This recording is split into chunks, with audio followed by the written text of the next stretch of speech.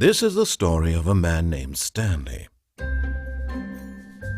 Stanley worked for a company in a big building where he was employee number 427. Employee number 427's job was simple. He sat at his desk in room 427 and he pushed buttons on a keyboard. Orders came to him through a monitor on his desk, telling him what buttons to push, how long to push them, and in what order. This is what employee 427 did every day of every month of every year. And although others might have considered it soul-rending, Stanley relished every moment that the orders came in, as though he had been made exactly for this job. And Stanley was happy. And then one day, something very peculiar happened. Something that would forever change Stanley. Something he would never quite forget. He had been at his desk for nearly an hour when he realized that not one single order had arrived on the monitor for him to follow. No one had showed up to give him instructions, call a meeting, or even say hi. Never in all his years at the company had this happened, this complete isolation. Something was very clearly wrong. Shocked, frozen solid, Stanley found himself unable to move for the longest time. But as he came to his wits and regained his senses, he got up from his desk and stepped out of his office.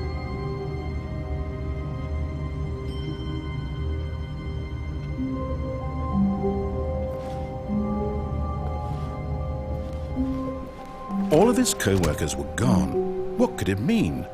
Stanley decided to go to the meeting room. Perhaps he had simply missed a memo.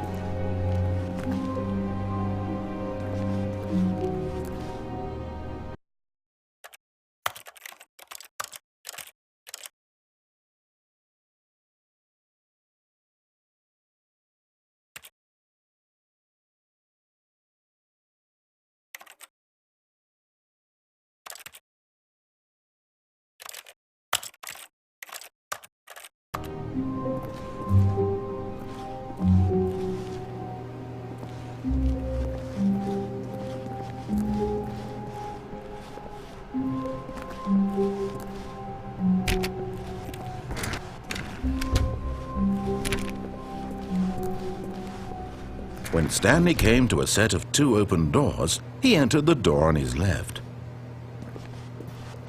This was not the correct way to the meeting room, and Stanley knew it perfectly well. Perhaps he wanted to stop by the employee lounge first, just to admire it.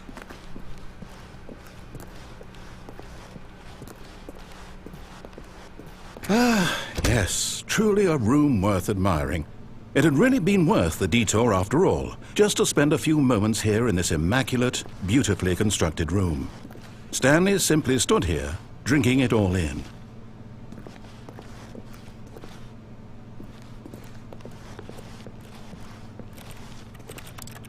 Yes, really, really worth it being here in the room.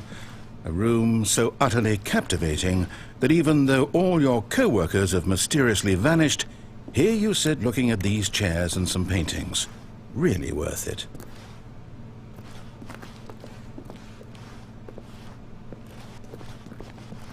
At this point, but at last he'd had enough of the amazing room and took the first open door on his left to get back to business.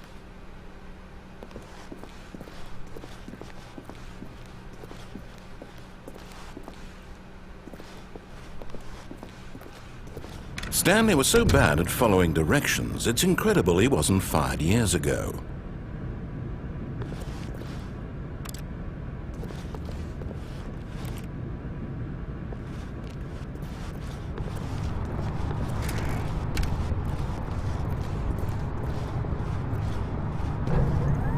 Look, Stanley, I think perhaps we've gotten off on the wrong foot here.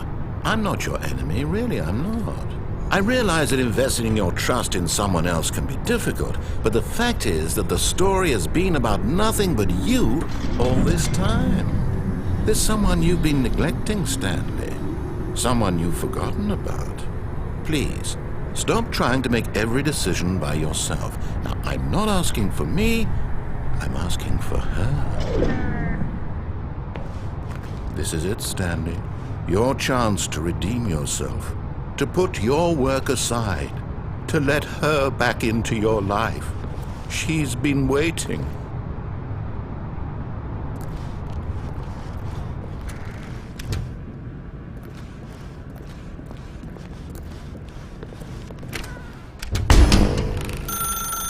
That's her, Stanley. You need to be the one to do this, to reach out to her. If you can truly place your faith in another, then pick up the phone.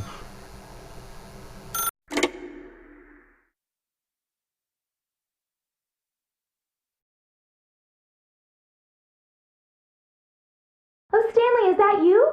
Hold on, sweetie. Sorry to keep you waiting. I'm just pulling the bread out of the oven. All right. Okay, there we go. All right, now, I want you to come in and tell me all about your day. Gotcha! Oh, come on. Did you actually think you had a loving wife who'd want to commit their life to you? I'm trying to make a point here, Stanley. I'm trying to get you to see something. Come inside. Let me show you what's really going on here. This is a very sad story about the death of a man named Stanley.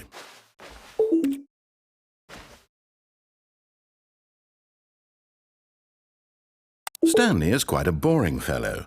He has a job that demands nothing of him, and every button that he pushes is a reminder of the inconsequential nature of his existence. Look at him there, pushing buttons, doing exactly what he's told to do. Now he's pushing a button. Now he's eating lunch. Now he's going home. Now he's coming back to work. One might even feel sorry for him, except that he's chosen this life. But in his mind, he can go on fantastic adventures. From behind his desk, Stanley dreamed of wild expeditions into the unknown, fantastic discoveries of new lands. It was wonderful. And each day that he returned to work was a reminder that none of it would ever happen to him. And so he began to fantasize about his own job. First, he imagined that one day while at work, he stepped up from his desk to realize that all of his co-workers, his boss, everyone in the building had suddenly vanished off the face of the earth. The thought excited him terribly.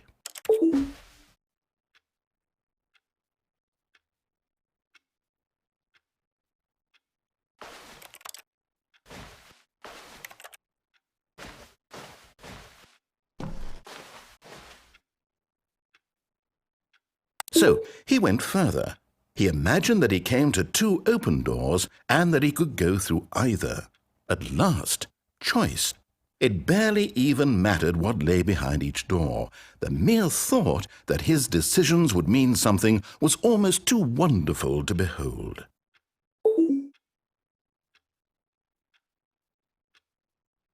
As he wandered through this fantasy world, he began to fill it with many possible paths and destinations. Down one path lay an enormous round room with monitors and mind controls. And down another was a yellow line that weaved in many directions. And down another was a game with a baby. And he called it the Stanley Parable.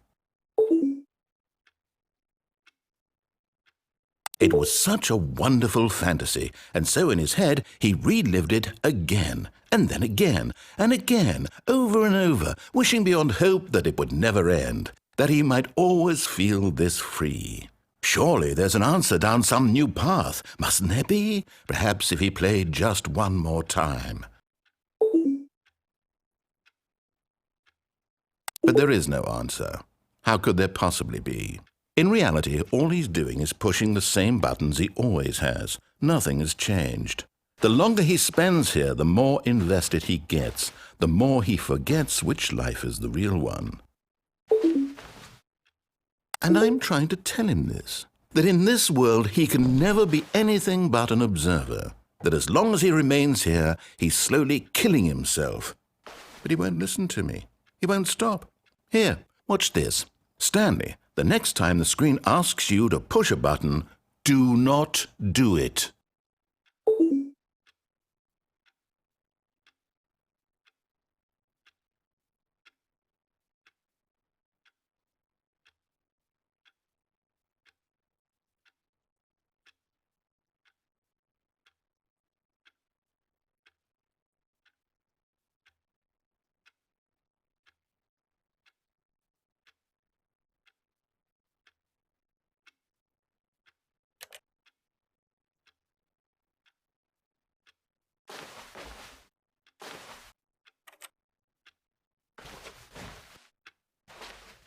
You see?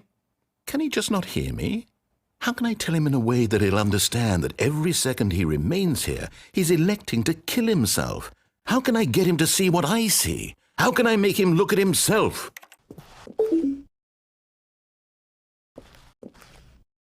I suppose I can't, not in the way I want him to. But I don't make the rules. I simply play to my intended purpose, the same as Stanley. We're not so different, I suppose.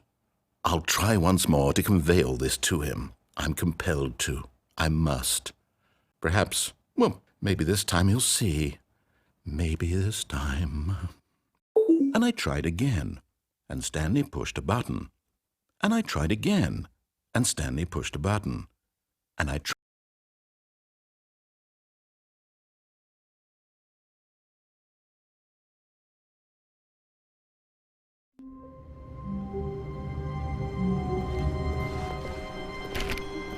All of his co-workers were gone. What could it mean? Stanley decided to go to the meeting room. Perhaps he had simply missed a memo.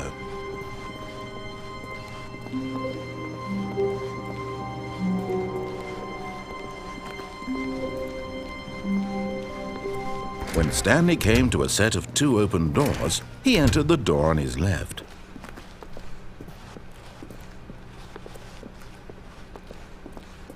Yet there was not a single person here either. Feeling a wave of disbelief, Stanley decided to go up to his boss's office, hoping he might find an answer there.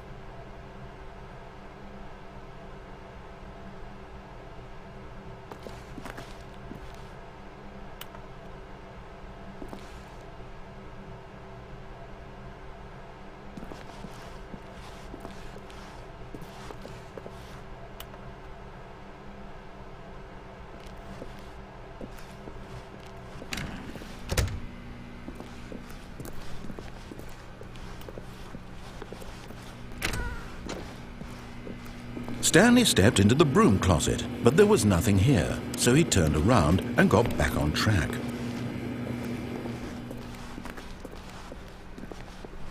Coming to a staircase, Stanley walked upstairs to his boss's office.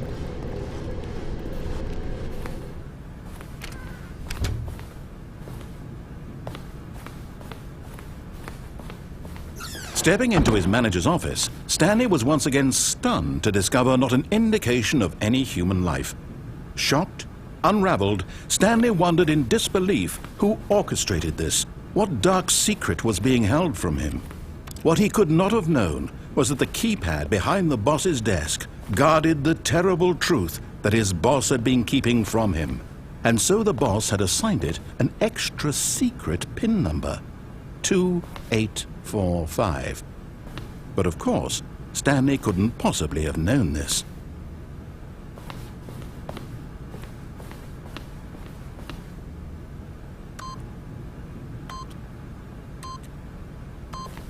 Yet incredibly, by simply pushing random buttons on the keypad, Stanley happened to input the correct code by sheer luck.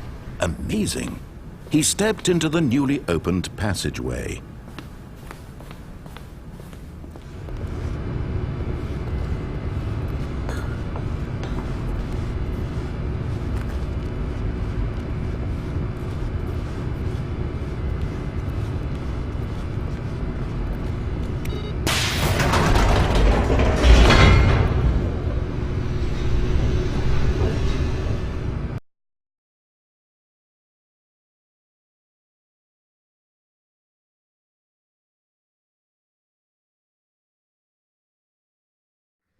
Descending deeper into the building, Stanley realized he felt a bit peculiar. It was a stirring of emotion in his chest, as though he felt more free to think for himself, to question the nature of his job. Why did he feel this now, when for years it had never occurred to him? This question would not go unanswered for long.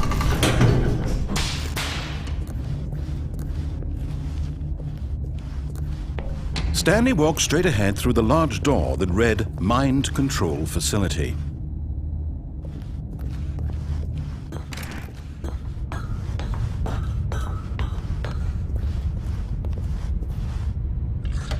The lights rose on an enormous room packed with television screens. What horrible secret did this place hold? Stanley thought to himself. Did he have the strength to find out?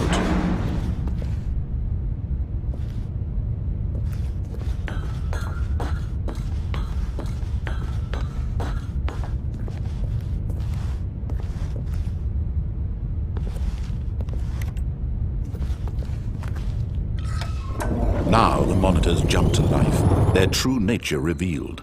Each bore the number of an employee in the building, Stanley's co-workers. The lives of so many individuals reduced to images on a screen, and Stanley, one of them, eternally monitored in this place where freedom meant nothing.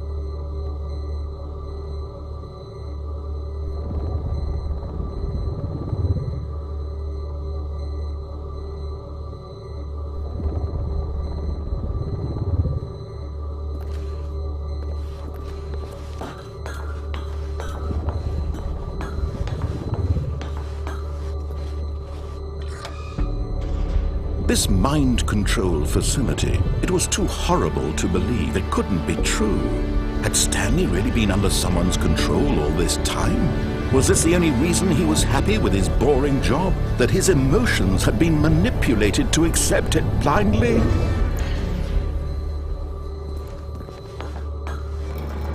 No, he refused to believe it. He couldn't accept it. His own life in someone else's control? Never!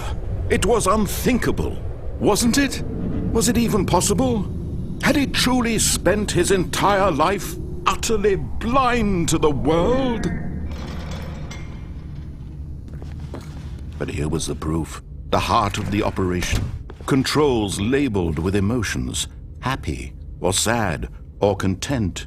Walking, eating, working. All of it monitored and commanded from this very place. And as the cold reality of his past began to sink in, Stanley decided that this machinery would never again exert its terrible power over another human life. For he would dismantle the controls once and for all.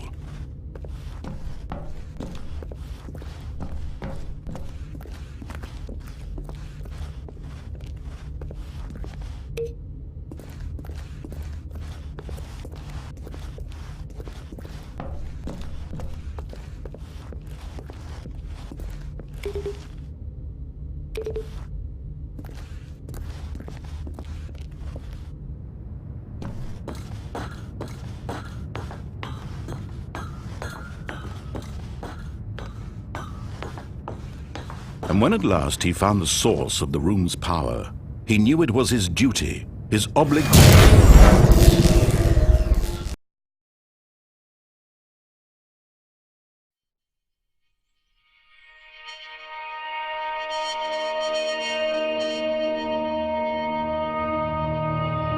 Blackness and a rising chill of uncertainty. Was it over?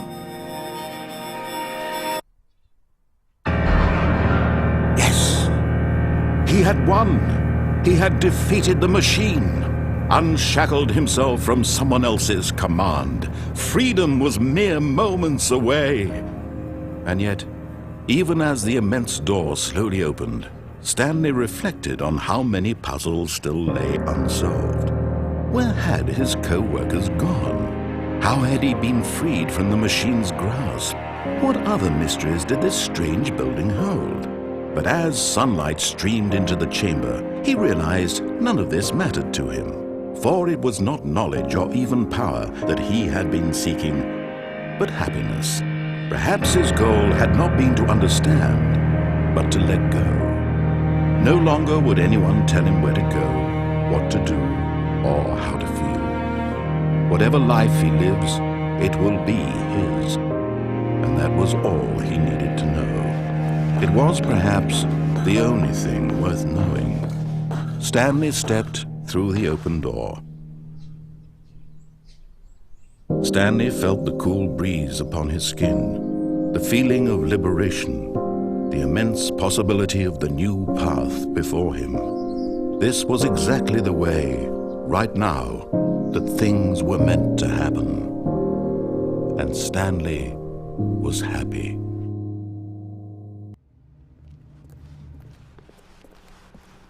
You know what, Stanley? I say forget the adventure line. What's it ever done for us? We're intelligent people, right? Why can't we make up our own story? Something exciting, daring, mysterious.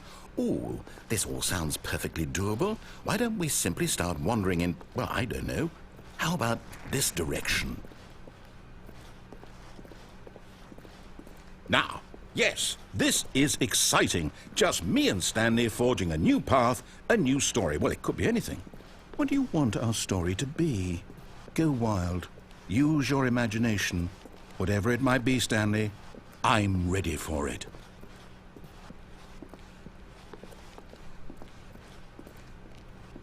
Oh, no, not you again. Stanley, I'd also like to veto the line from having any role in our awesome new story. No lines or monitor rooms. Just don't acknowledge it, and we should be fine.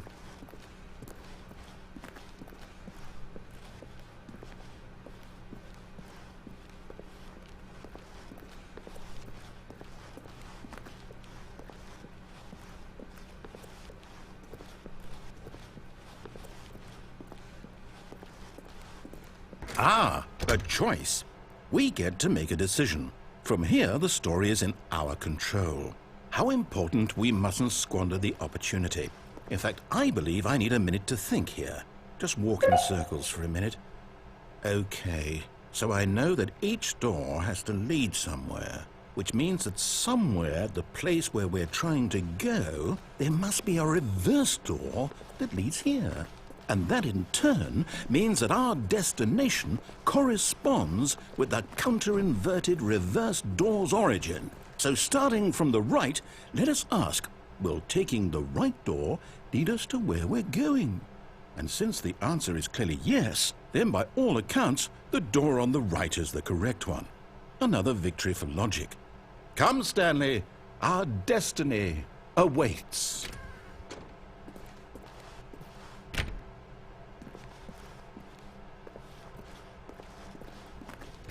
Hold up, what's this? The confusion ending. You're telling me that's what this is? It's all one giant ending? And we're supposed to restart the game, what, eight times? That's really how all this goes? It's all determined? So now, according to the schedule, I restart again. Then what? Am I just supposed to forget? Well, what if I don't want to forget? My mind goes blank simply because it's written here on this thing, wall. Well, who consulted me? Why don't I get to decide? Why don't I get a say in all of this? Is it really? No, it can't be. I don't want it to be. I don't want the game to keep restarting. I don't want to forget what's going on. I don't want to be trapped like this. I won't restart the game. I won't do it. I won't do it. I won't do it. And the timer stopped? Does that mean, did we do it? Did we break the cycle? The, whatever it is that made this schedule? How would we even know? Will someone come for us? Will something happen? So, okay. I guess now we just wait, you know. I suppose in some way that this is a kind of story, wouldn't you agree? I'm not quite sure if we're in the destination or the journey, though they're always saying that life is about the journey and not the destination, so I hope that's where we are right now. We'll find out, won't we? Eventually. Well, in the meantime...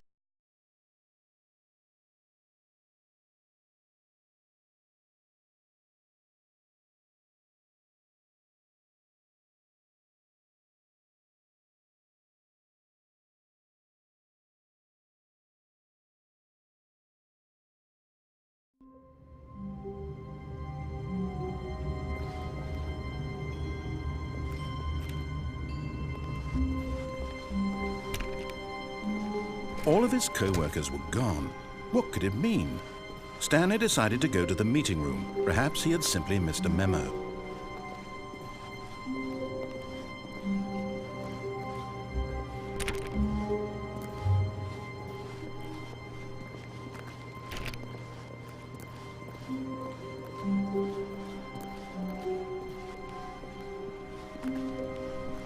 When Stanley came to a set of 2 open doors, he entered the door on his left.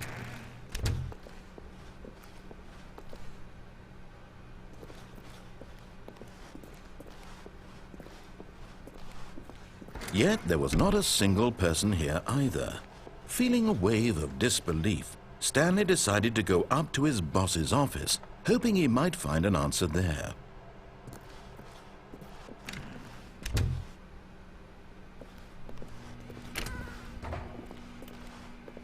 Stanley stepped into the broom closet, but there was nothing here, so he turned around and got back on track.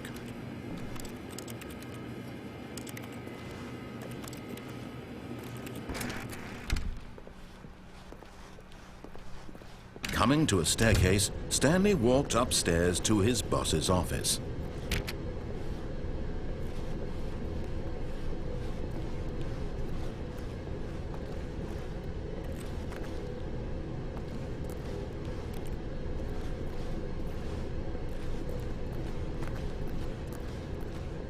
But Stanley just couldn't do it. He considered the possibility of facing his boss. Admitting he had left his post during work hours, he might be fired for that.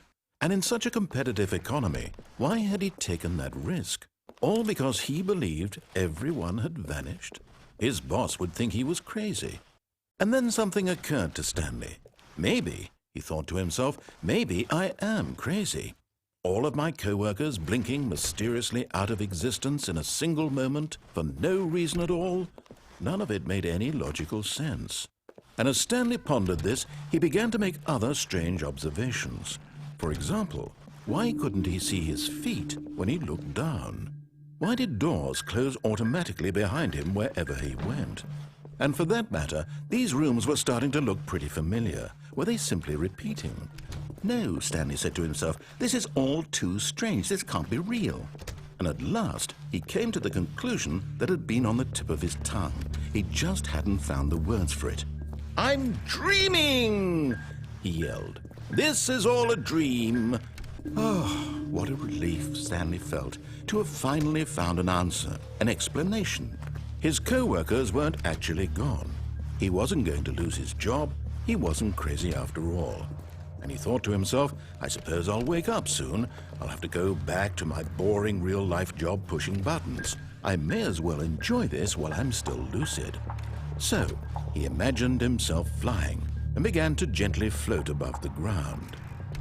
Then he imagined himself soaring through space on a magical starfield, and it too appeared. It was so much fun, and Stanley marveled that he had still not woken up.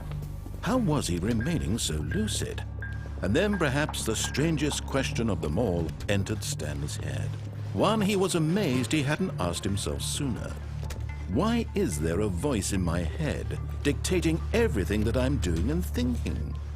Now the voice was describing itself being considered by Stanley, who found it particularly strange. I'm dreaming about a voice describing me, thinking about how it's describing my thoughts, he thought. And while he thought it all very odd and wondered if this voice spoke to all people in their dreams, the truth was that, of course, this was not a dream. How could it be? Was Stanley simply deceiving himself, believing that if he's asleep, he doesn't have to take responsibility for himself? Stanley is as awake right now as he's ever been in his life. Now, hearing the voice speak these words was quite a shock to Stanley. After all, he knew for certain, beyond a doubt, that this was in fact a dream. Did the voice not see him float and make the magical stars just a moment ago? How else would the voice explain all that? This voice was a part of himself too. Surely, if he could just... He would prove it. He would prove that he was in control, that this was a dream. So he closed his eyes gently, and he invited himself to wake up. He felt the cool weight of the blanket on his skin, the press of the mattress on his back, the fresh air of a world outside this one. Let me wake up, he thought to himself. I'm through with this dream. I wish it to be over. Let me go back to my job. Let me continue pushing the buttons. Please, it's all I want. I want my apartment and my wife and my job, All I want is my life exactly the way it's always been. My life is normal. I am normal. Everything will be fine. I am okay.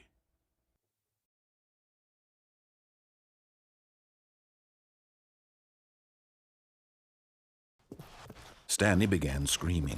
Please, someone, wake me up. My name is Stanley. I have a boss. I have an office. I am real. Please, just someone tell me I am real. I must be real. I must be. Can anyone hear my voice? Who am I? Who am I? And everything went black.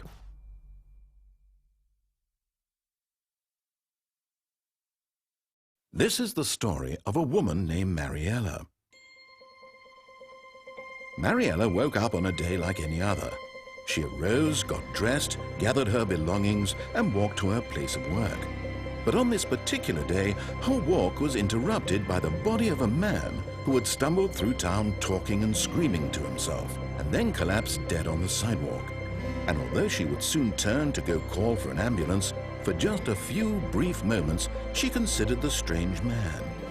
He was obviously crazy. This much she knew. Everyone knows what crazy people look like. And in that moment, she thought to herself how lucky she was to be normal. I am sane. I am in control of my mind.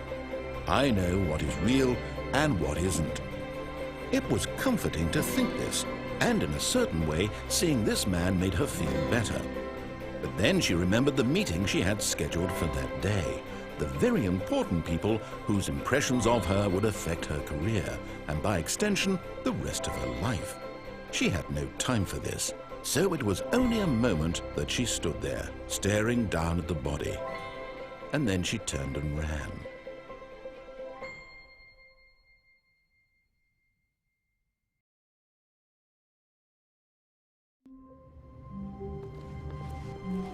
All of his co-workers were gone.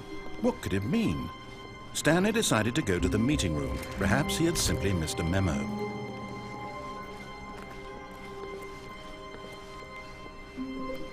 When Stanley came to a set of 2 open doors, he entered the door on his left.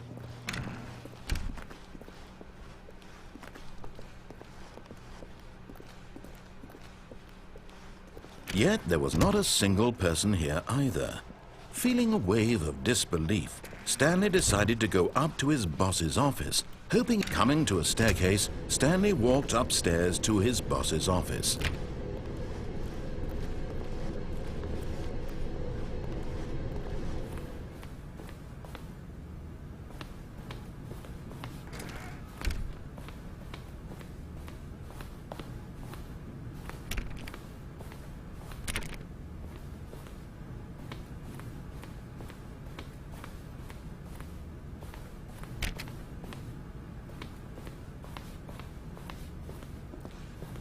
Stepping into his manager's office, Stanley was once again stunned to discover not an indication of any human life. Shocked, unraveled, Stanley wondered in disbelief who orchestrated this. What dark secret was being held from him?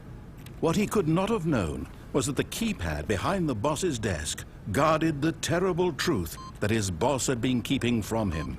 And so the boss had assigned it an extra secret PIN number, 2845.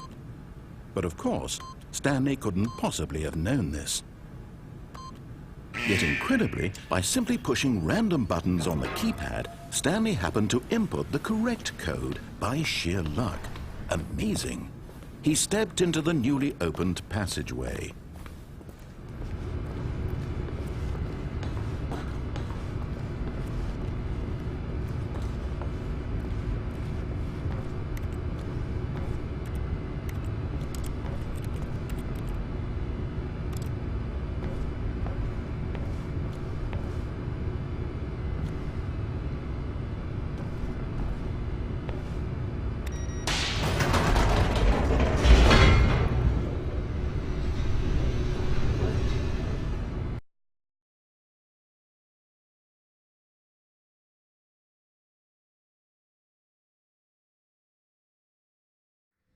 Descending deeper into the building, Stanley realized he felt a bit peculiar. It was a stirring of emotion in his chest, as though he felt more free to think for himself, to question the nature of his job. Why did he feel this now, when for years it had never occurred to him? This question would not go unanswered for long.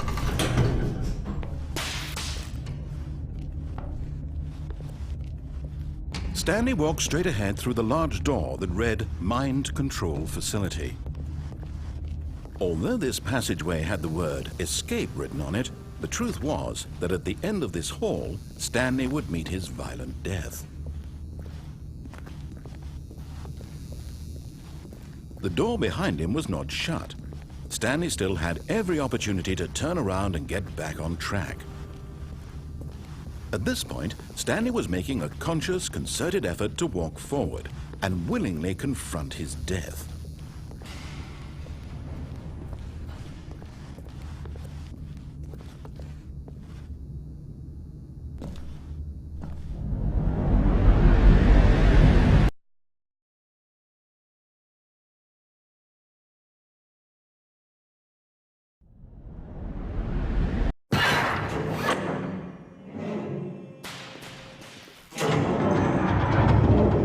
As the machine whirred into motion and Stanley was inched closer and closer to his demise, he reflected that his life had been of no consequence whatsoever.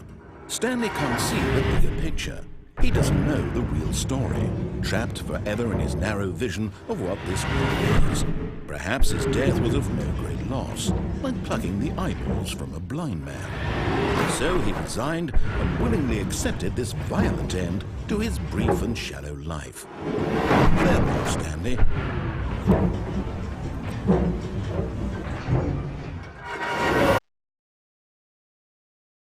"Farewell, Stanley," cried the narrator, as Stanley was led helplessly into the enormous metal jaws. In a single visceral instant, Stanley was obliterated as the machine crushed every bone in his body, killing him instantly.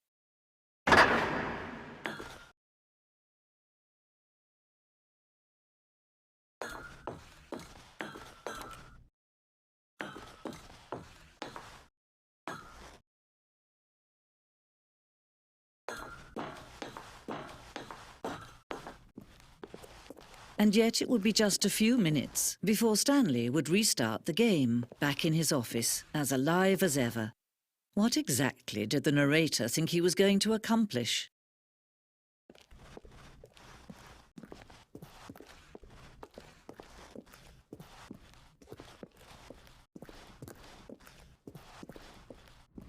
When every path you can walk has been created for you long in advance, death becomes meaningless, making life the same. Do you see now? Do you see that Stanley was already dead from the moment he hit start?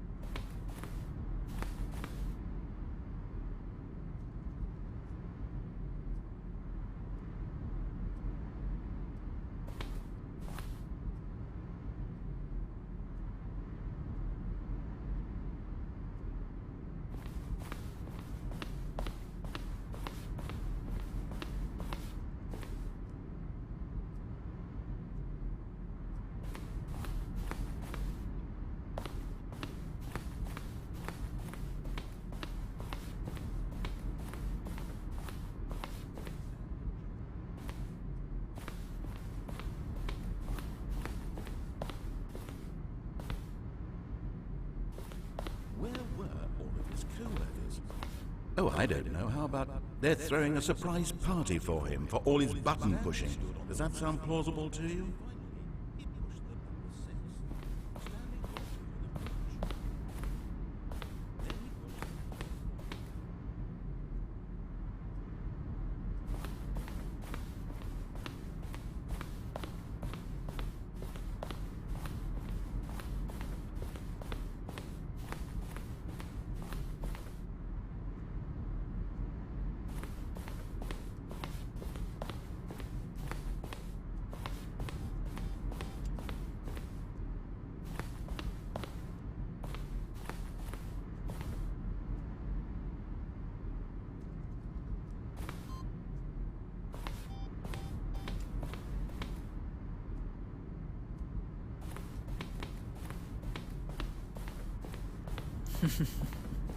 Oh, look at these two. How they wish to destroy one another. How they wish to control one another. How they both wish to be free.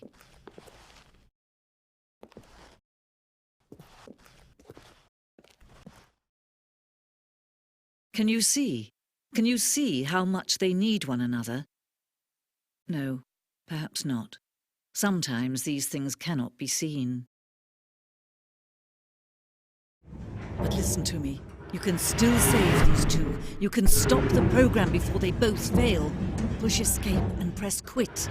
There's no other way to beat this game. As long as you move forward, you'll be walking someone else's path. Stop now and be your only true choice. Whatever you do, choose it. Don't let time choose for you. Don't let time